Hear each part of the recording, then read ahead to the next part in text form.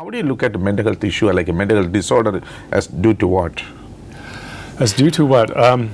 Yeah, very good question. I think it's a combination of the experiences in a person's life. Okay. You know, how they were raised. Okay.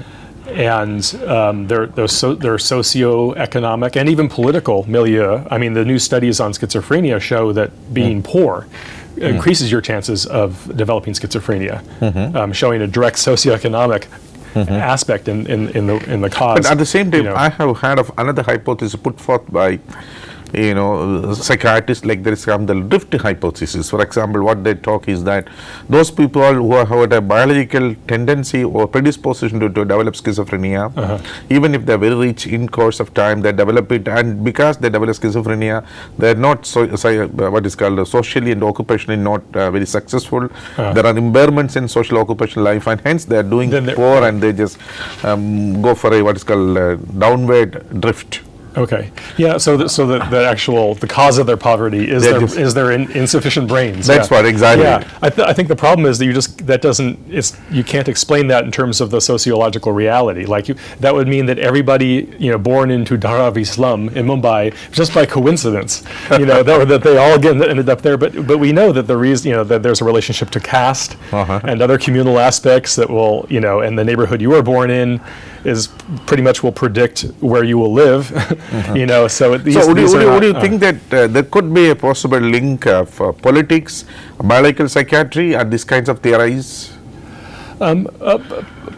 Possibly. I mean, I think that certainly society always likes to rationalize the current status quo. I mean, we say the same thing in the U.S. For many years in the U.S., the mainstream white society has demonized black people. That's right. Claimed all kinds of pathologies. I mean, in fact, they used to claim that black people were naturally passive and meant for slavery, but then after slavery, things having to do with violence and poverty, scientists are claiming, blacks, African Americans are naturally hyperactive and violent and aggressive. Well, how did they go through this genetic change in 1.5 generations from passivity to, in fact, in that aspect also I got some doubts and questions to be asked.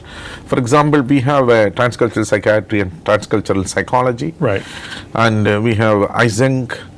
Eysenck is a very popular, UK-based psychologist, normal. Okay. And Eysenck and his friends, they have conducted lots of studies, and they said if you look at the average intelligence, it's always blacks have got poor intelligence comparing with the white. Okay. These kinds of, intelligence differences attributing to racial factors. Right. How do you look at this aspect also? I think that that there's something we in my field we call the anthropology of science, and we study how science often used as a tool, you mean to say? Used as a tool to support the status quo. I mean, not intentionally, not through some conspiratorial, thinking on the part of scientists, but people often will believe and sort of, pursue the studies that they think will confirm what they already believe. I mean, it's a confirmatory bias operating in them without they knowing it, deliberately doing it. I would say probably something like that. I mean, there's the famous study of Samuel George Morton in the late 1800s who claimed to have proven a racial hierarchy by the measuring of skulls of black, white, Asian, Native Americans. And then several decades later, Harvard paleontologist Stephen Jay Gould reanalyzed his study and found that, Morton was using smaller, like adolescent skulls for the black examples and full adult skulls for the white examples, or he would fill the cranium with different materials and get different results. So there's a selection bias. There's a selection bias, exactly. Probably not even, Samuel George Morton may not even be conscious that he was doing things that might have, and actually what Stephen Jay Gould found was that actually the skull sizes of the brains of black men are the largest in the world. Probably racial psychology might have worked in his brain beyond his scientific thinking. I think exactly right, exactly. But you always see how the society shifts the goalposts, as we say. Like in Samuel George Morton's day, the larger brain was considered to explain the superiority of white people. When Stephen Jay Gould in 1980s reanalyzed and found the black brain is larger, people didn't say, suddenly the brain size didn't matter anymore. Or even during the Berlin Olympics, Hitler believed that the black runners, like from the U.S., could not beat the white runners because the white race was, genetically superior, but then Jesse Owens from the U.S. won the Right. gold medals.